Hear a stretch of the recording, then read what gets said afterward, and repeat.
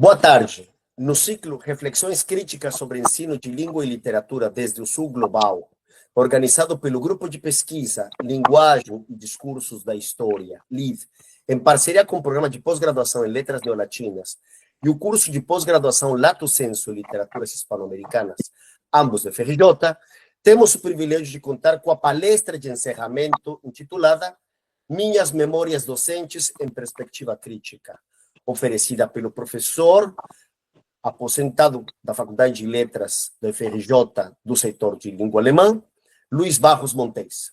Sem mais demora, passo a palavra ao professor Luiz Barros Montes, deixando aqui meu agradecimento por encerrar de maneira muito boa e pertinente esse nosso ciclo de presenças. Obrigado, Luiz. Boa tarde, Vitor. Muito obrigado pela apresentação generosa. Estou vendo várias pessoas muito queridas aqui. Cumprimento a todas e todos. E queria não só agradecer, mas parabenizar o Vitor, porque ele organizou esse ciclo que se mostrou extremamente produtivo. Assisti a todas as palestras e gostei demais, né? Espero que se repita e vamos para frente. Bom, gente, para não perder muitas coisas, eu escrevi o que eu vou falar aqui. Espero que não seja muito chato, eu procurei adaptar ao máximo a oralidade, né? Eu estimo que não vai demorar muito, mas aí depois vocês me julgam se eu acertei ou se eu errei. Então vamos lá.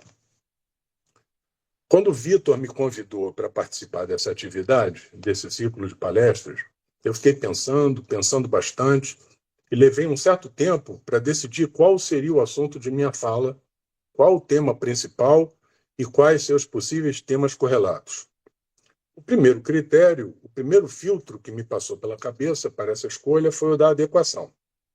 Em primeiro lugar, o assunto da minha fala teria que se adequar à temática do ciclo, que, apesar de ampla, como o próprio título sugere, reflexões críticas sobre o ensino da língua e literatura desde o Sul Global, propõe a abordagem de práticas docentes específicas e sugere que as articulemos a esse conceito, surgido há um tempo relativamente recente, Sul Global.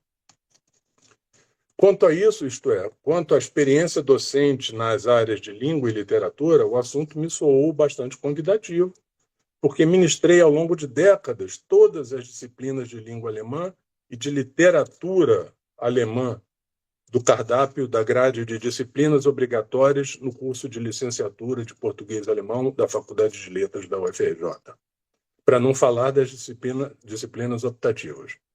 Mais adiante, caso alguém se interesse por isso, eu posso explicar por que eu coloco entre aspas a rubrica literatura alemã.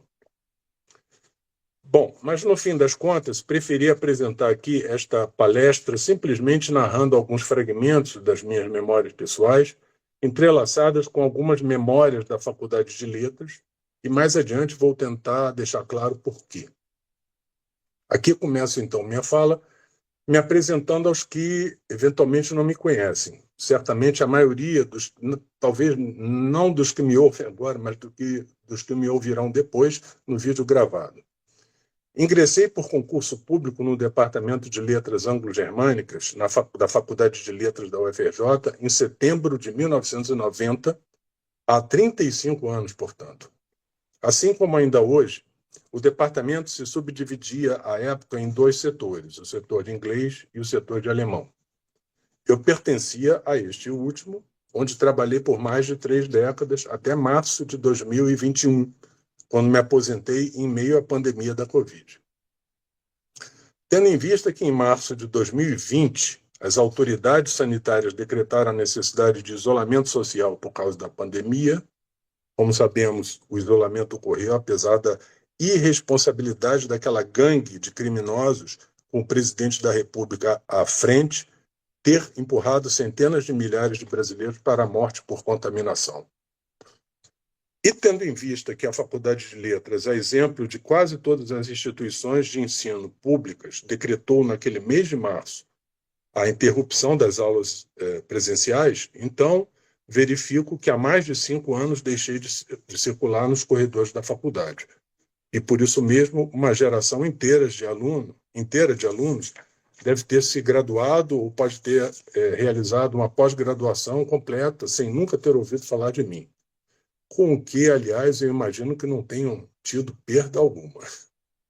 Admito que uma certa vaidade manifesta numa certa ânsia em preencher esse vazio determinou a escolha do conteúdo e da forma dessa minha palestra.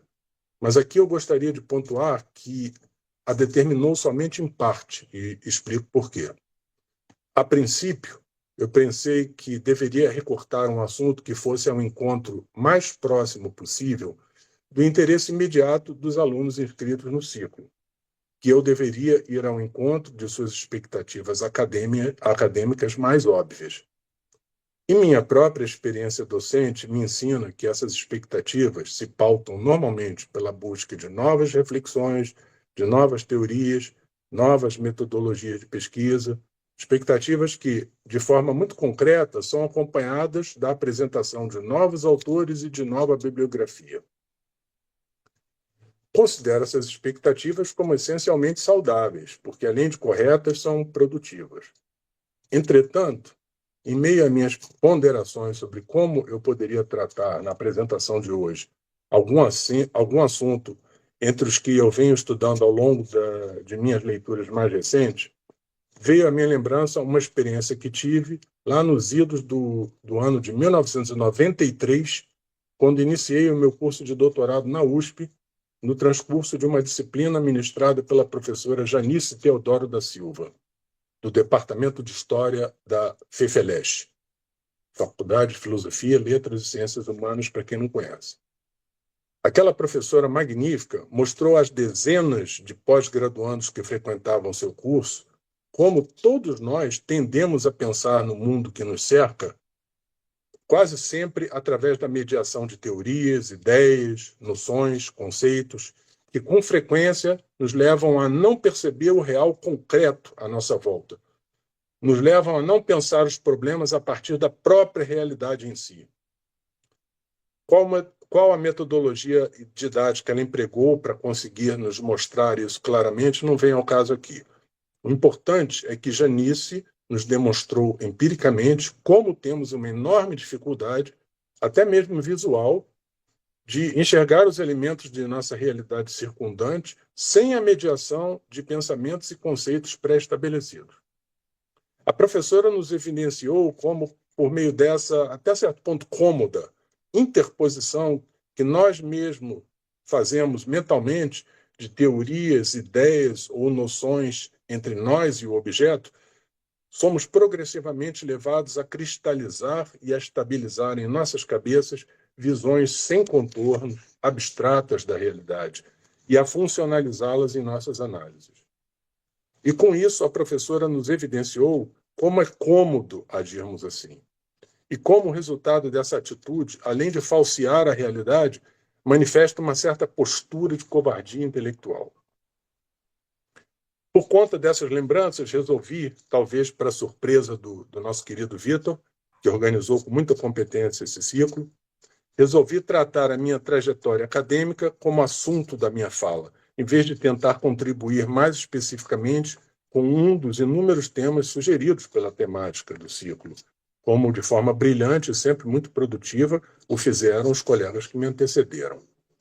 Escolhi falar sobre algumas experiências que tive, expondo cronológica e sucintamente minha trajetória antes e depois de me tornar um professor de língua e literatura alemã na Faculdade de Letras da UFRJ. Coloquei esse meu título entre aspas, porque pelo menos foi essa função que constava no edital do concurso público em que fui aprovado na ocasião. Bom, se foi realmente esse o papel que eu desempenhei, aí já são outros 500. Dei a minha apresentação, então, essa que vocês estão ouvindo, o título Minhas Memórias Docentes em Perspectiva Crítica. Ao escolher esse assunto, assumi logo de cara o risco de espantar o público inscrito no ciclo. Porque, quando lemos um título assim, logo pensamos, e corretamente, que toda trajetória de vida é algo essencialmente individual, singular e irrepetível. E por mais relevante que seja um relato autobiográfico, Ele somente apresenta elementos aproveitáveis para a historiografia ou para a sociologia quando ele relata fatos, desculpem-me aqui a tautologia, fatos dignos da escrita da história ou relevantes para a análise da vida social de alguma comunidade. E tenho que admitir que os poucos fatos que ponho em relevo nos fragmentos de memória que trago aqui agora, provavelmente não poderão ser considerados relevantes, a não ser talvez para os meus filhos, para minha mulher e para uns poucos parentes e amigos mais. Olhando retrospectivamente, minha trajetória definitivamente não tem nada de excepcional. Aliás, nessa altura aqui, eu me lembrei de uma época do movimento estudantil, que tinha lá as pessoas lá muito exaltadas, lá por uma certa altura falando e tal. Aí um colega, se eu não me engano, da biologia, ele pediu a palavra e falou: o companheiro que me antecedeu estava com torcicolo político, porque se ele pudesse olhar para trás, ele ia ver que não tem ninguém seguindo ele. Eu acho que eu estou com uma espécie de um torcicolo aqui, né? Mas, enfim, vamos em frente. Mas ocorre que essa forma narrativa despretensiosa, quase uma conversa informal, de algum modo me permite o exercício de reflexões sobre alguns aspectos da vida acadêmica que vi e vivi no chão da Faculdade de Letras da UFRJ, que aí sim podem ganhar alguma espessura como objeto de interesse.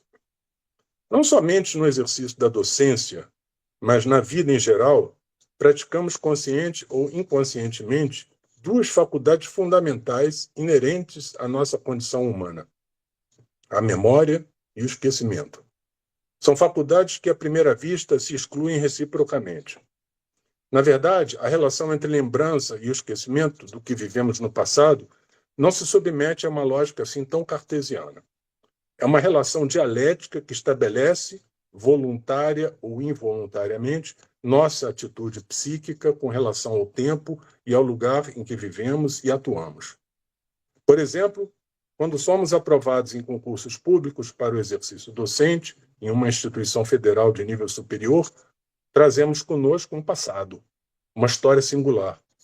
É com essa história que passamos a interagir com outras pessoas e cada uma delas, por sua vez, trazendo até nós uma história singular. Nossas existências são totalidades.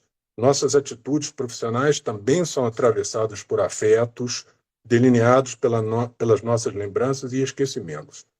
Leandro Conder, uma vez, falou que nada é mais mentiroso do que um currículo Lattes, pois ele oculta deliberadamente esses afetos e, com isso, mutila cartesianamente nossa biografia. A propósito, em função da necessidade de nos conhecermos mais profundamente no âmbito do convívio cotidiano da comunidade acadêmica, acho que a admissão de novos docentes deveria auscultar muito mais profundamente o caráter de cada um dos candidatos ou candidatas ao cargo. Hoje, tenho a convicção de que os concursos para a seleção de docentes, bem como os processos de transferências de docentes oriundos de outras instituições públicas de ensino superior, num procedimento chamado, no jargão burocrático, de redistribuição de professores de uma universidade para outra, de que esses processos de admissão deveriam ser totalmente distintos do que são hoje. Creio que os casos mais recentes de seleções de docentes em que prevalecem os interesses pessoais, egoístas e antiéticos de membros da banca e todos os seus efeitos deletérios já sejam suficientemente conhecidos por todos nós. Mas isso já é outro assunto e não pretendo abordá-lo aqui. Quanto à minha história pessoal, para definir o local, o solo em que vivi e atuei profissionalmente, e para poder relatá-lo com o mínimo de inteireza, me vejo na necessidade de recuar no tempo, a uma época bem anterior ao início da minha docência na UFRJ, a um tempo em que eu era tão somente um estudante recém-ingressado nessa universidade. O chão da Faculdade de Letras da UFRJ, onde eu pisei pela primeira vez como estudante, se localizava na Avenida Chile, no centro do Rio de Janeiro. Comecei a frequentá-lo não na condição de aluno da faculdade, mas na condição de diretor do Centro Acadêmico da Escola de Belas Artes da UFRJ, o CAEBA, onde eu ingressei em 1979 para cursar a graduação em Desenho Industrial. A EBA se localizava à época, como ainda hoje, na Ilha do Fundão, mas, em função das atividades eminentemente políticas que eu desempenhava em nome do CAEBA, eu circulava por todas as faculdades e institutos da UFRJ fora da ilha. No ano seguinte, isto é, em 1980, solicitei e consegui a transferência da minha matrícula para a Faculdade de Letras, para o curso de graduação em português e alemão, por razões que agora não vêm ao caso. Limito-me a afirmar que foi a escolha intelectual mais certa que fiz em minha vida. Aquela era uma época de intensa efervescência política. Era o início do governo Figueiredo, o último dos ditadores militares. O governo do general truculento, que conduzia aos trancos e barrancos o processo de abertura lenta, gradual e segura, iniciada por Geisel e Golbery. Mais aos trancos do que aos barrancos. No início de 1979, lembro muito bem como a polícia do Exército reprimiu com violência brutal uma manifestação em que protestávamos contra a posse do general ditador recém-ocorrida. Participei de inúmeras manifestações políticas na Cinelândia e em várias outras partes da cidade que exigiam anistia ampla, geral e irrestrita. Numa manobra da ditadura, aprovou-se, afinal, uma anistia restrita que, na prática, livrou da punição necessária e exemplar torturadores e assassinos que ainda se encontravam aboletados nos porões do regime, apesar da abertura política em voga. Nos anos seguintes, continuamos a assistir à brutalidade da polícia e da ditadura militar em diversos outros momentos. Em 1980, durante o início da demolição do prédio da Uni na Praia do Flamengo, por exemplo, fomos vítimas da mais violenta intervenção policial, na qual muitos saíram feridos, inclusive alguns parlamentares municipais. Eram os anos das bombas que explodiam nas bancas de jornais, além das que explodiram nas próprias sedes de alguns jornais, como foi o caso da bomba na Tribuna da Imprensa, que era um jornal da imprensa liberal, aliás, com antecedentes lacerdistas, né? Hélio Fernandes, que tocava a Tribuna da Imprensa. E da bomba na Tribuna Operária, um jornal da imprensa comunista, do PCdoB. A exemplo de hoje, a extrema-direita não fazia essa distinção entre comunistas e liberais. Aliás, atualmente está ficando difícil para nós mesmos fazermos essa distinção. Num país em que a extrema-direita se traveste de centrão, está ficando cada vez mais difícil encontrar um político liberal que não esteja alinhado na prática com os fascistas.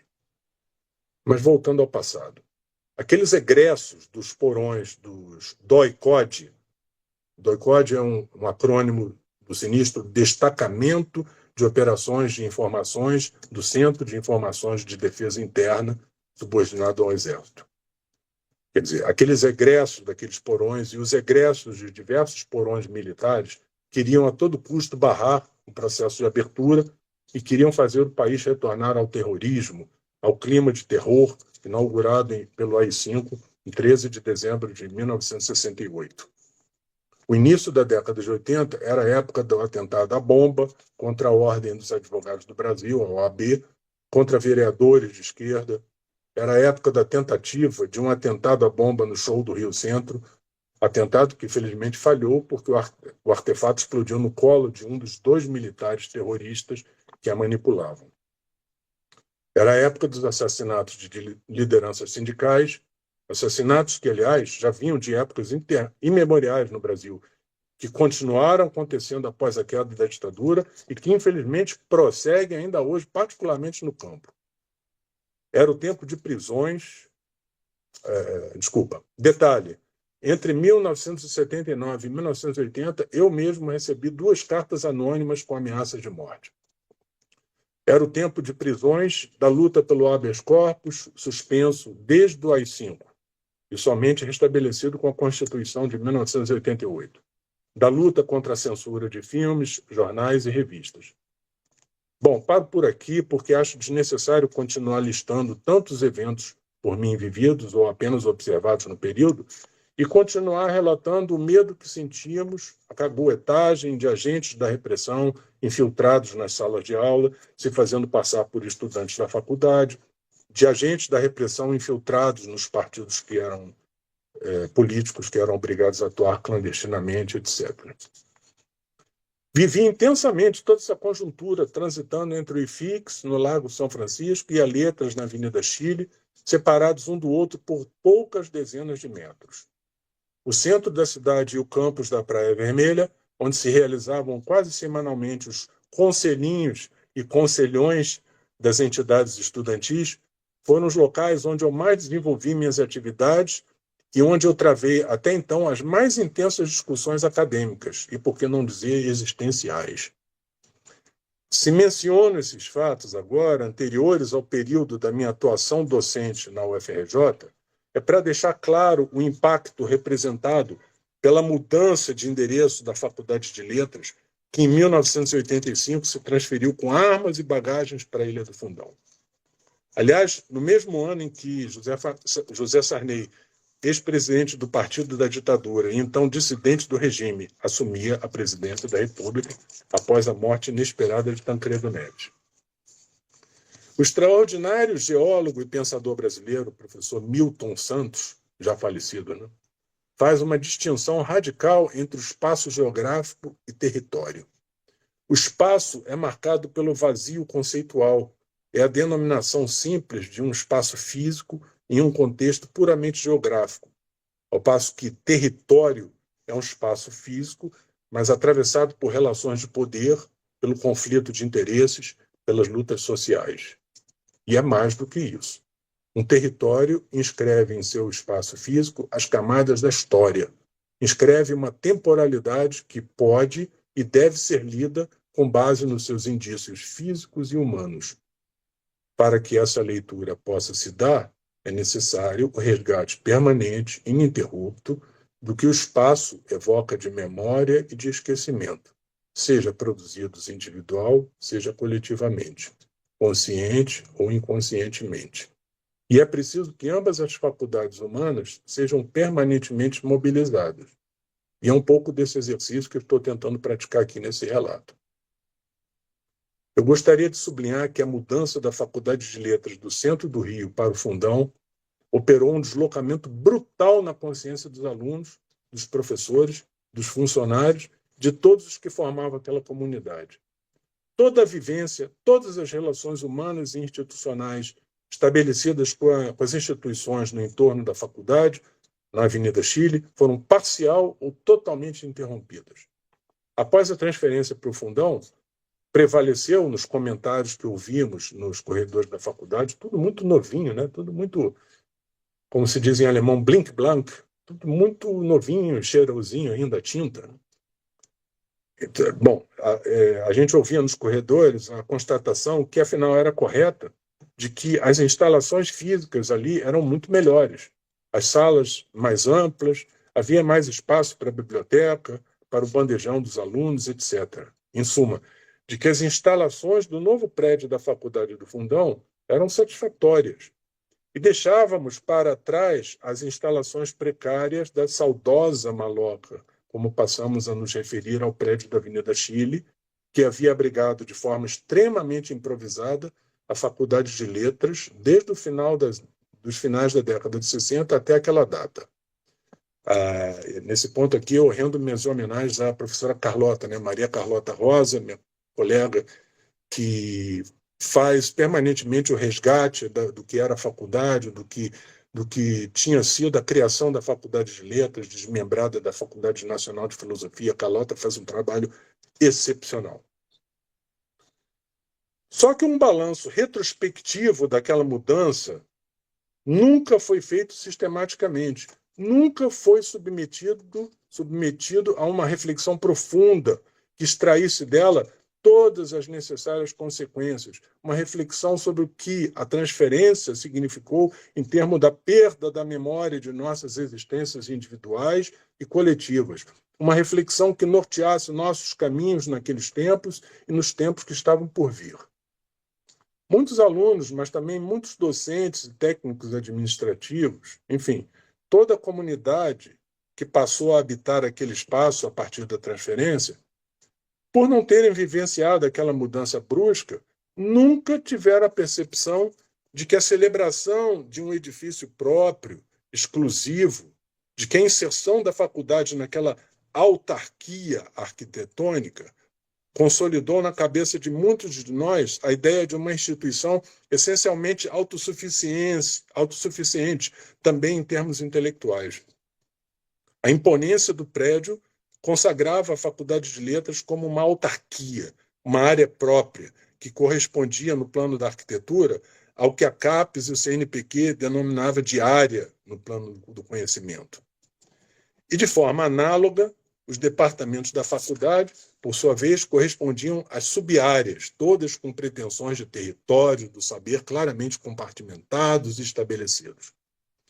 Em resumo, uma compartimentação que deveríamos encarar como uma ideia meramente operativa, provisória, conjuntural, transformou-se, então, em um ideal acadêmico ossificado, definitivo, com regras próprias. O impacto da mudança para o Fundão sobre a vida discente foi particularmente deletério. Os alunos que já padeciam anteriormente da dificuldade de acesso a tantas unidades de ensino e pesquisa da UFRJ, ao IFIX, ao Instituto de Economia, à Escola de Comunicação, à Faculdade de Educação, à Escola de Música, à Faculdade Nacional do Direito, etc., para não falar na dificuldade de acesso aos aparelhos e instituições de cultura disponíveis no centro do Rio, como os teatros, os centros culturais, os museus, os cinemas, a Biblioteca Nacional, etc., que, por princípio acadêmico, deveriam estar umbilicalmente integrados à vida acadêmica de qualquer universidade digna desse nome.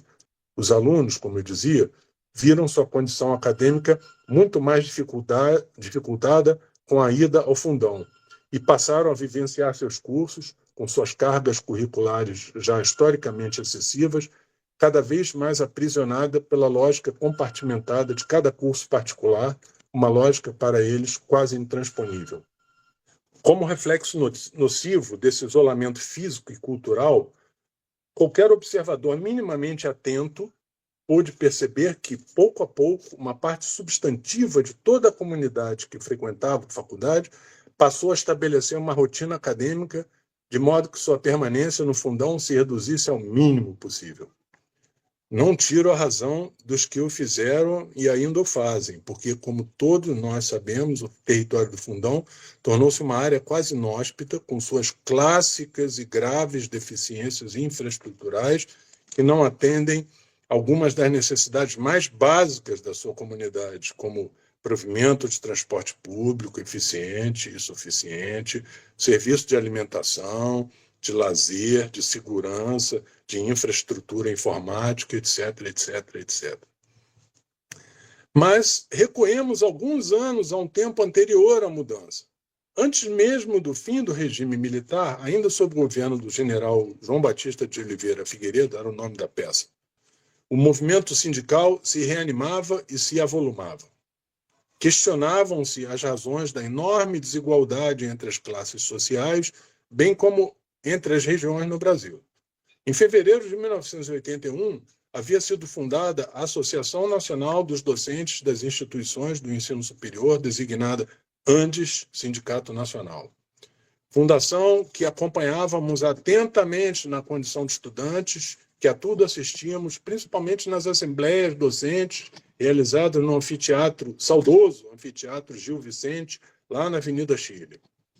O movimento estudantil, que havia iniciado sua reorganização a partir de 1977, inicialmente a partir dos espaços políticos consentidos pela abertura política promovida por Geisel, pouco a pouco foi se alargando e se afirmando através de mobilizações de rua e mobilizações articuladas com as demais instituições democráticas da sociedade civil, como a ABI, a OAB, a ABI e a OAB. A estas se somavam as associações de bairros e de favelas, cada vez mais numerosas no Rio de Janeiro e em todo o país. Os sindicatos e parcelas do próprio Congresso Nacional, não somente representados por deputados e senadores oposicionistas, mas também por um número crescente de parlamentares governistas dissidentes do regime. Em 1979, participei, na condição de delegado, do Congresso de Reconstrução da UNE, realizado em Salvador. Uma das resoluções do Congresso foi a eleição por voto direto da diretoria, afinal realizada em 1980.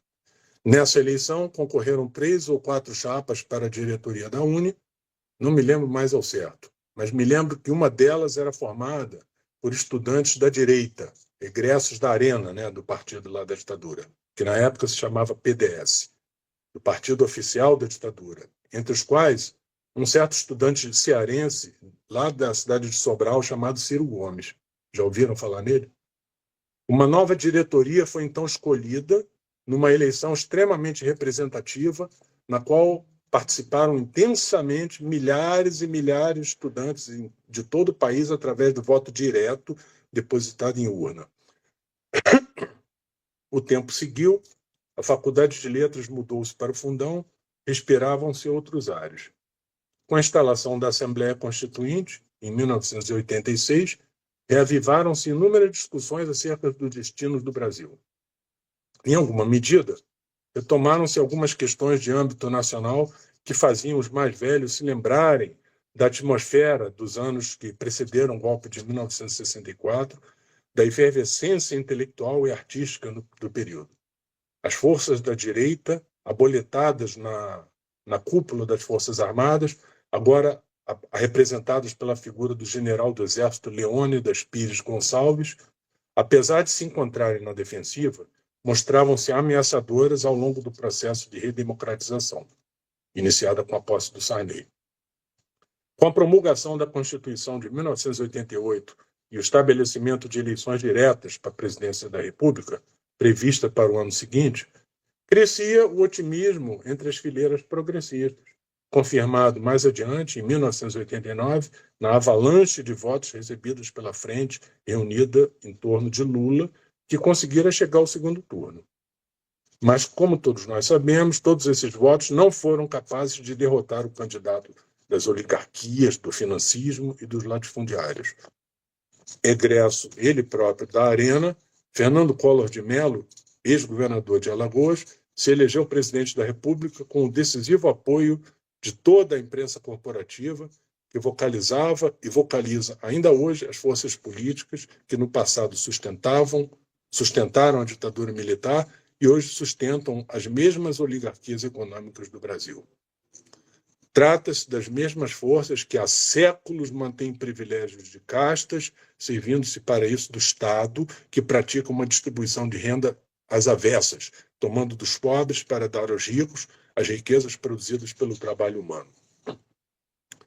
Tudo isso deveria ser muito óbvio para os professores universitários, que, por sua própria natureza, todos presumem que sejam minimamente esclarecidos a respeito da história, das injustiças praticadas pelas elites econômicas do nosso país e sobre as forças populares que tentam a todo custo resistir a esse estado de coisas.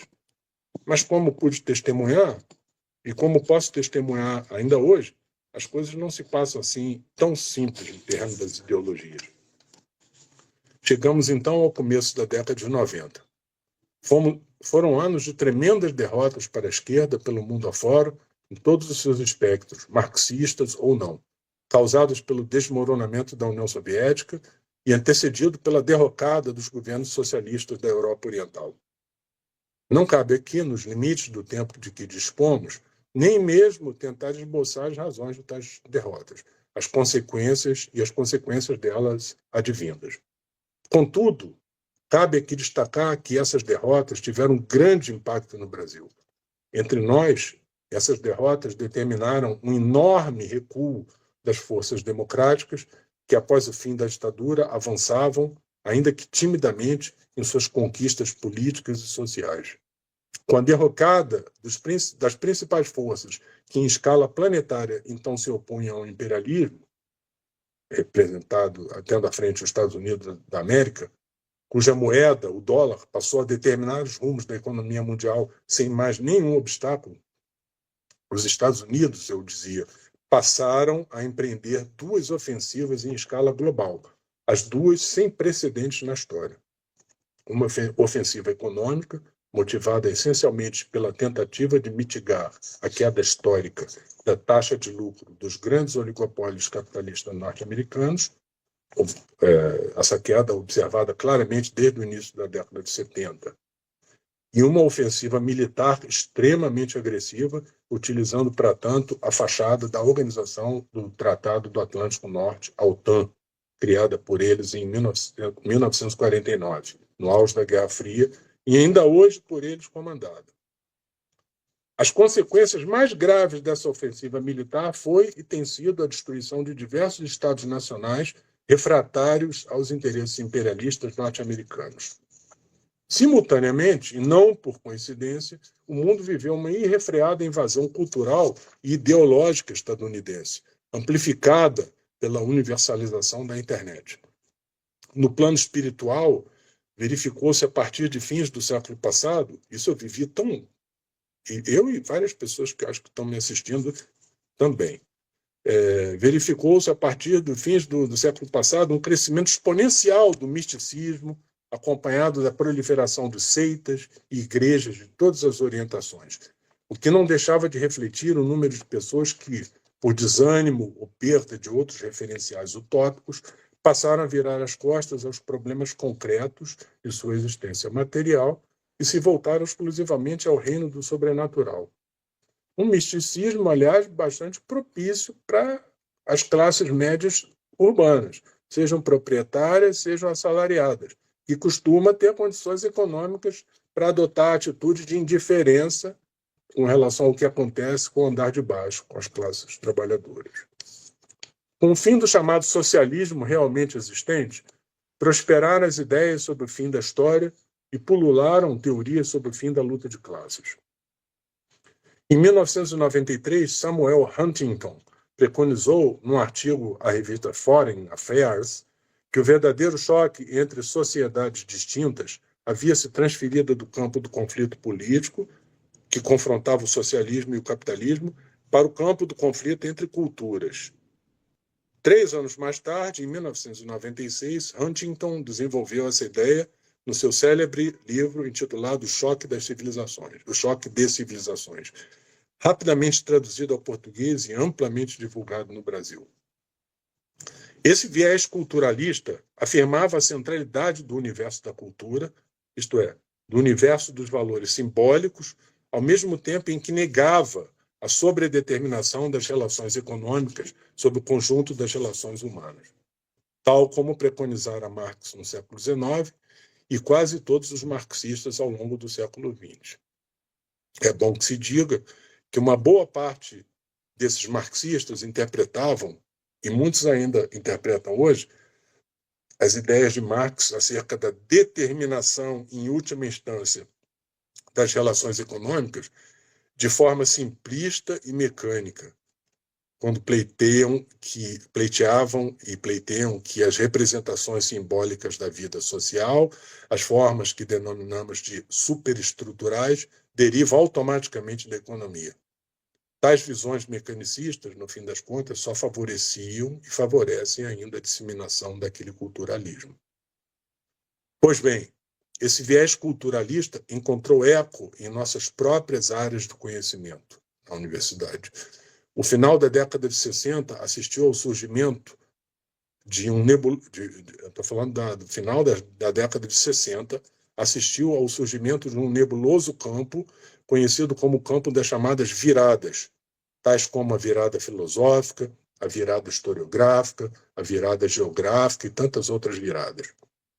Em meio a esse verdadeiro rebuliço teórico, tomado por muitos intelectuais como o início de uma nova era epistemológica, cristalizaram-se diversas reflexões que tinham como epicentro a chamada linguistic turn, ou virada linguística.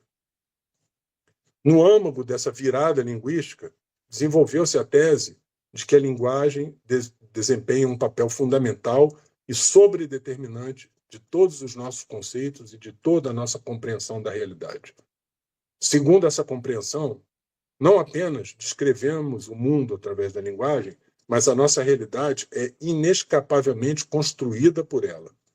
Inspirados por essa ideia, muitos teóricos, e na Faculdade de Letras, muitos dos seus corifeus, dos seus seguidores, derivaram dela que o conhecimento e a verdade são valores engendrados exclusivamente por meios de contextos linguísticos e discursivos, e não condicionados por quaisquer razões ontológicas fora do universo simbólico.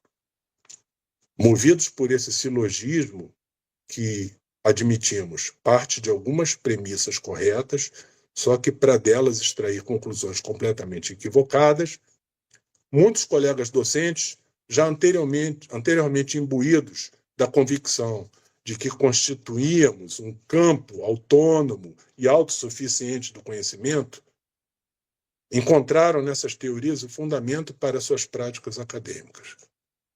Para eles, seja no âmbito dos estudos linguísticos, seja no âmbito dos estudos literários, os problemas relacionados à representação da realidade podem e devem ser pensados exclusivamente na esfera de uma economia simbólica, independentemente das relações materiais que os engendraram.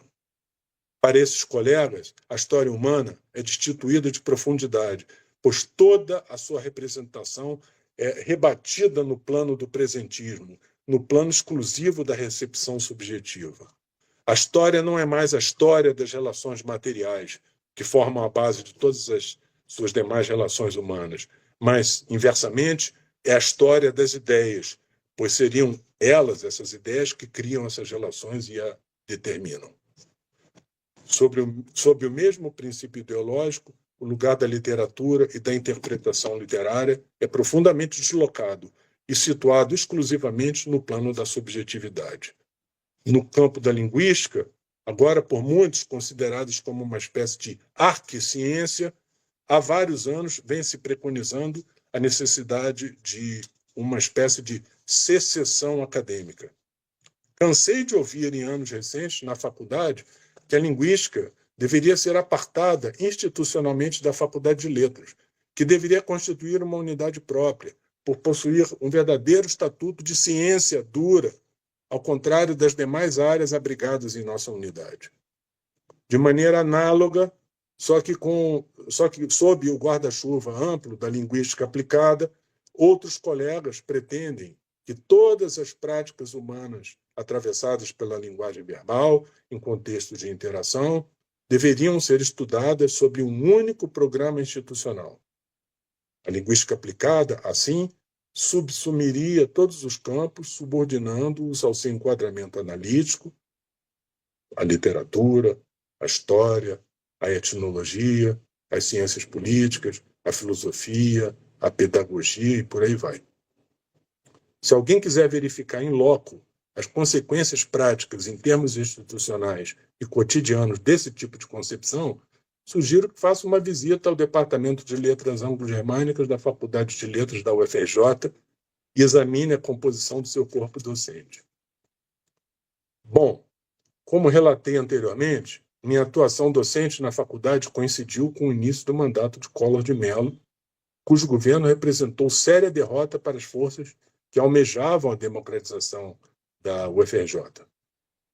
Tanto esse governo quanto os que o sucederam encontraram nesse pântano relativista a que fiz referência um terreno ideológico, no mínimo incapaz de opor resistência contra a implantação de suas políticas econômicas neoliberais, para não falar dos modos como ele as favoreceu abertamente. Seus propósitos de inserir abruptamente a economia brasileira no mercado internacional, eu estou falando do Collor, né, e depois do Fernando Henrique.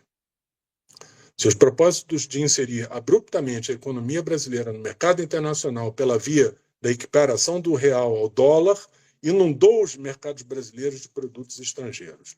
Certa classe média, com algum poder de compra e visão segmentada da realidade nacional, aplaudiu os sucessivos governos neoliberais, que lhe propiciaram o consumo de produtos anteriormente inacessíveis.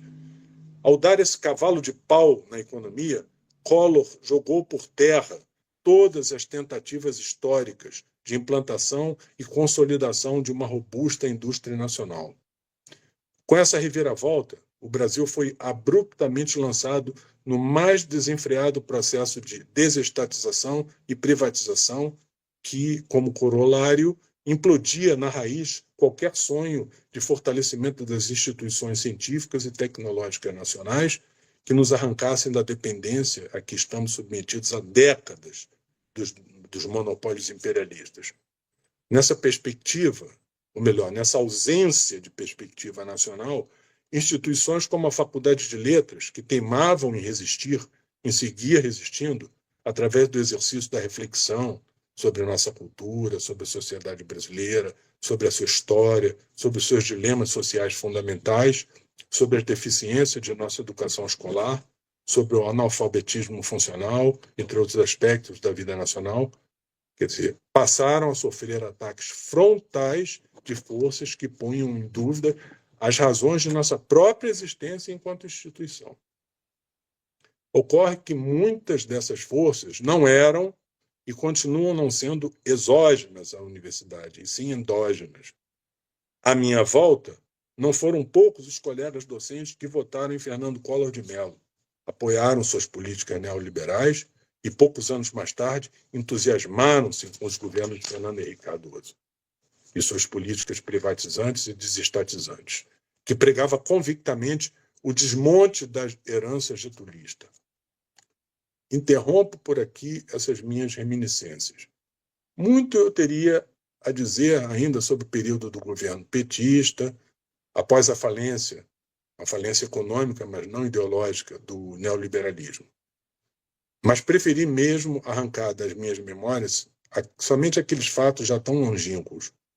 Me senti um pouco como Goethe, Johann Wolfgang von Goethe, que, contando, já com mais de 60 anos de idade, achou prudente escrever ele mesmo sobre o seu passado antes que outros o fizessem de forma equivocada. Mas, longe de fazer um relato autobiográfico centrado em suas questões e idiosincrasias pessoais, Goethe propôs-se a relatar fatos históricos objetivos, somente se colocando no centro deles enquanto narrador privilegiado. Inspirado por Goethe, vi-me, décadas depois, agora, na obrigação ética de relatar às novas gerações alguns momentos históricos grandiosos que vivi no século passado. Bom, vou me encaminhando para o encerramento desse nosso papo.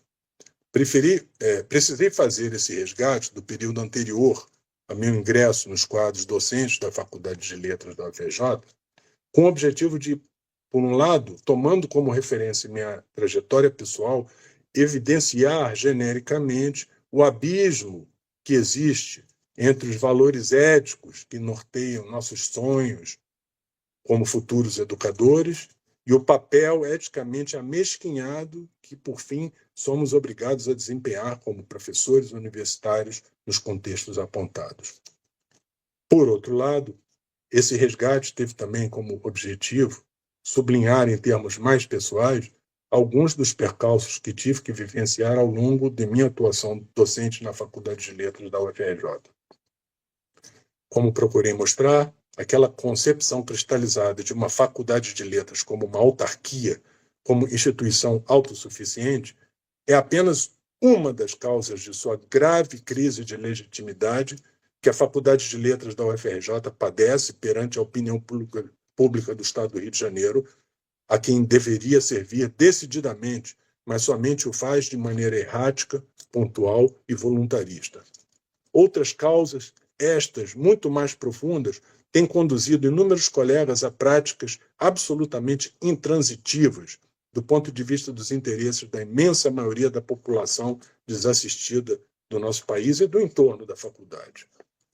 Tal situação me leva a um terrível paradoxo, na medida em que defendo com unhas e dentes a Universidade Brasileira, em particular a Faculdade de Letras, onde trabalhei por longos anos, mas, ao mesmo tempo, vejo-me obrigado a submeter uma parcela tão significativa do corpo docente dessa instituição a uma crítica aparentemente tão dura.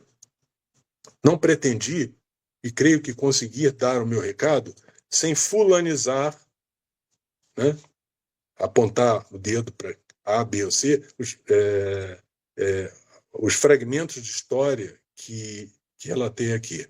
Mas isso não me impede, eticamente, de dizer que testemunhei pessoalmente como os efeitos do neoliberalismo na vida acadêmica foi muito além de suas consequências econômicas. Eles se consubstanciaram na filosofia e mesmo no caráter de diversos colegas com que convivi muito de perto.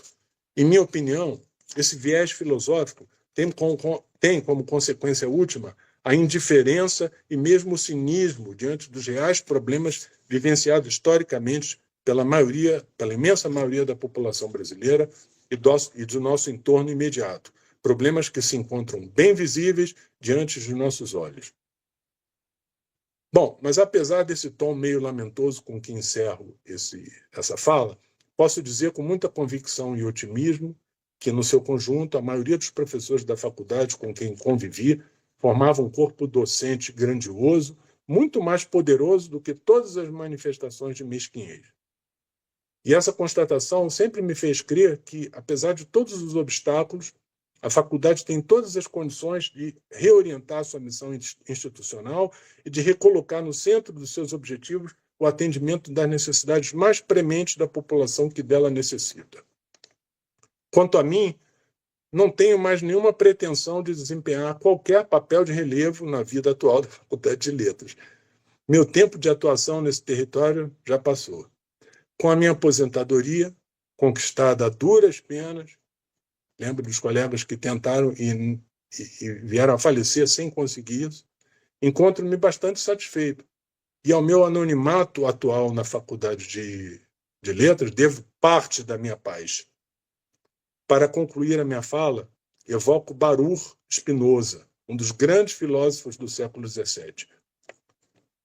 Spinoza escreveu no Tratado da Reforma e do Entendimento, um texto de 1661, ele escreveu o seguinte, vou citar literalmente. O que nos ocupa mais frequentemente na vida e o que os homens, como se pode concluir dos seus atos, consideram ser o bem supremo, pode reduzir-se a 3 coisas: riqueza, fama, prazer dos sentidos. Ora, cada uma delas distrai o espírito de tal modo que este mal pode pensar no outro bem. Fecha a citação. Bom, nessa altura da minha vida, dessas 3 coisas, eu deixo de lado a riqueza e o prazer do sentido. Abro mão delas. A riqueza, porque meu salário de professor titular aposentado me é, pelo menos por enquanto, suficiente para tudo que eu preciso. E o prazer dos sentidos, porque eles nunca me faltaram no passado e ainda os tenho suficientemente no presente.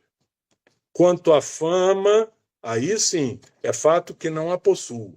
Mas antes de me deixar seduzir por ela, eis que Spinoza intervém e me diz o seguinte, mais uma citação. A fama, por derradeiro, é ainda grande estorvo, porque para a alcançar, temos de orientar necessariamente a vida em conformidade com a maneira de ver dos homens, quer dizer, evitar o que eles comumente evitam e buscar o que eles buscam. Fecha a citação.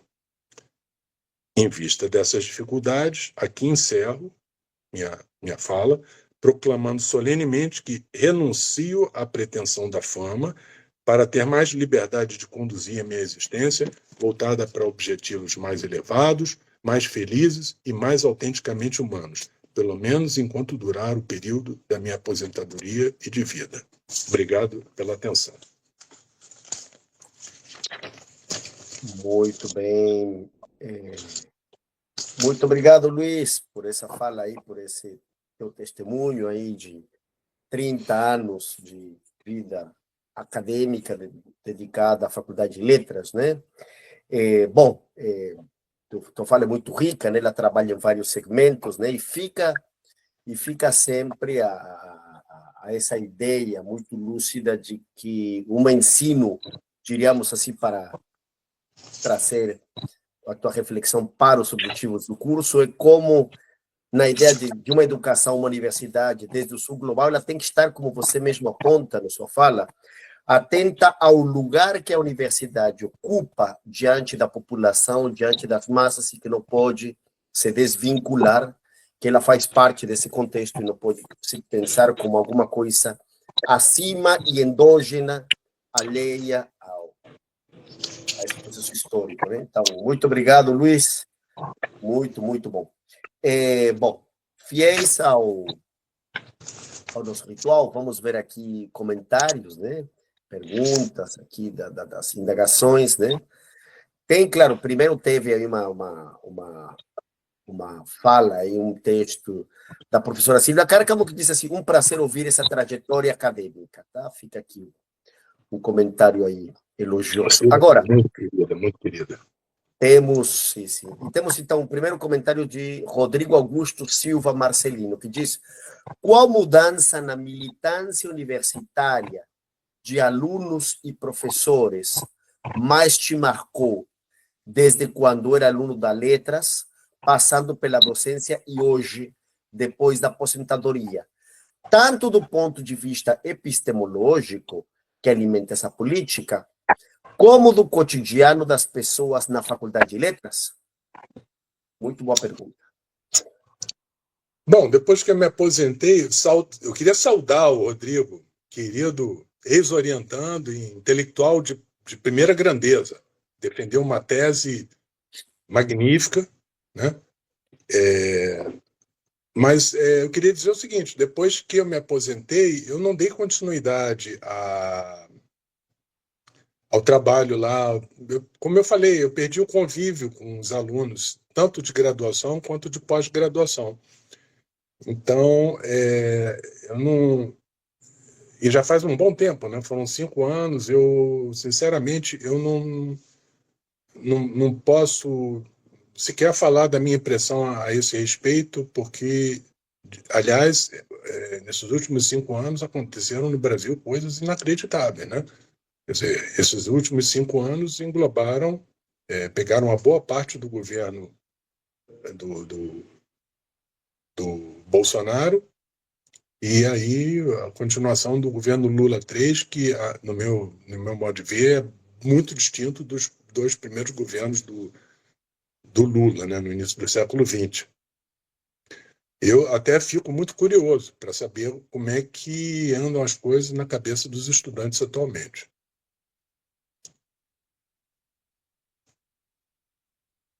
Bom, certo, então. Ok, obrigado, então.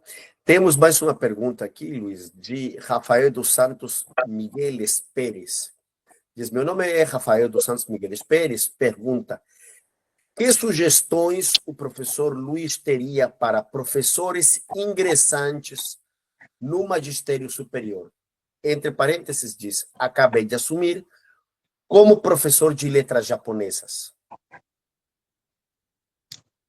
Manter bem alto aqueles padrões éticos que certamente te nortearam, Rafael, antes do concurso.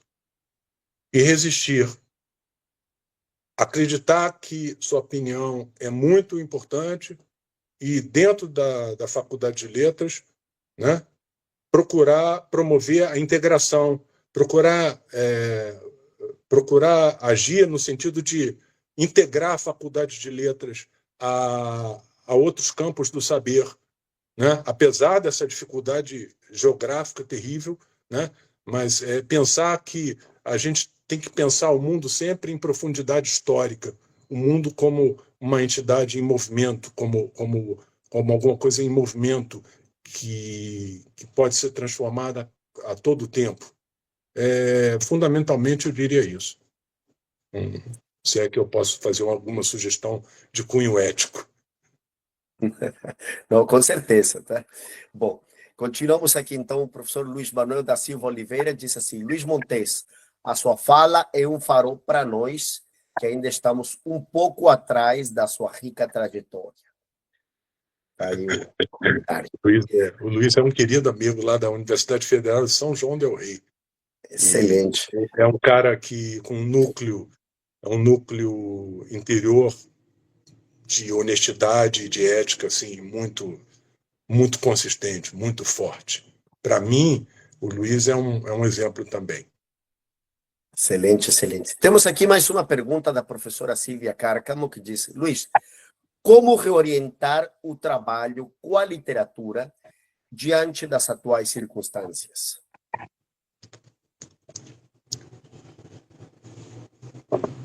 como é que eu posso dizer isso se eu não estou mais lá na universidade? A gente só pode pensar nas coisas a partir das condições concretas, né, que a gente tem no nosso entorno. Lá no meu departamento, e particularmente no meu setor, né, eu desenvolvia uma peleja. Né? Aliás, é muito interessante, porque eu mesmo já estava me esquecendo um pouco disso. Nos primeiros anos da minha atuação, Silvia, eu não dava aula de literatura, não tinha espaço para eu dar aula de literatura. Eu passei vários anos dando tão somente aula de língua alemã. Né? E outra coisa, no caso do meu departamento e do meu setor, havia uma problemática específica que eu acho que é comum a vários outros departamentos da faculdade, que é o entrosamento com instituições de pesquisa ou instituições culturais de outros países. Né? No caso do setor de alemão, a gente procurava se entrosar com o DAAD, né? Serviço de Intercâmbio Acadêmico ao Exterior, né? Que, de uma maneira geral, mandava representantes sempre bastante arejados e progressistas para trabalhar conosco. Né? Agora, é impressionante como eles traziam uma carga eurocêntrica, né? E que se mostraram diversas vezes incapazes de entender ou de aceitar o que a gente fazia. Quando eu falo a gente, eu digo eu e os meus orientandos. Né? Porque, vou dar um pequeno exemplo aqui. Né? No caso do Palep, um grupo que eu, a Meg, e na época também a Érica, no meu setor, fundamos, né, com diversos orientandos, e a gente procurava levar o ensino da língua alemã para escolas públicas. Né? E nós sabemos quem frequenta as escolas públicas e as dificuldades que esses alunos têm. E então, você não podia, uma coisa logo de cara ficou muito claro para a gente, que a gente não podia adotar, por exemplo, quadros de referência europeu, aquele sisteminha que diz primeiro período, segundo período, terceiro período. Né?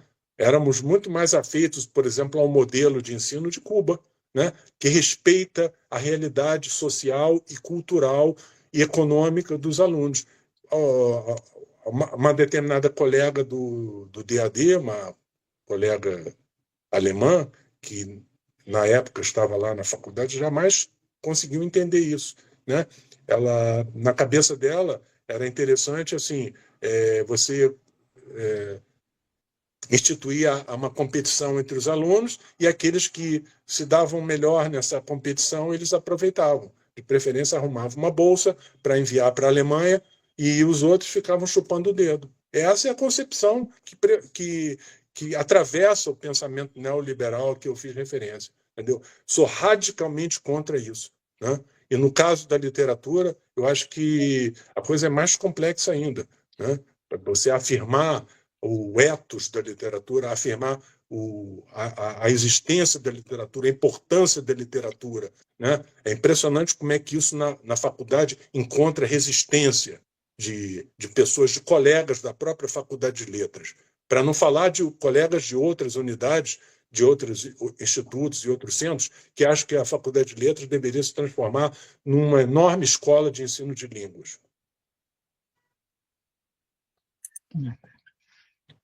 Excelente. Bom, aqui tem os agradecimentos do Rafael dos Santos, Miguel Pérez e também da professora Silvia Cárcamo, né, que também agradece aí os seus comentários.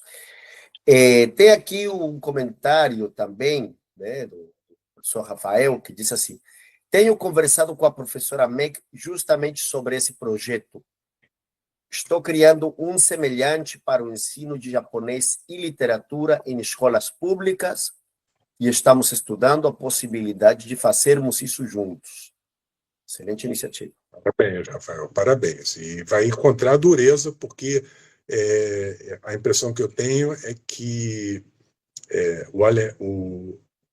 o japonês ele tem uma atitude com relação ao Brasil ainda pior do que a Alemanha. Pior não, né? Vamos falar assim. A Alemanha tem uma atitude com relação ao Brasil que é de interesse, como o Brasil tem com relação à Alemanha.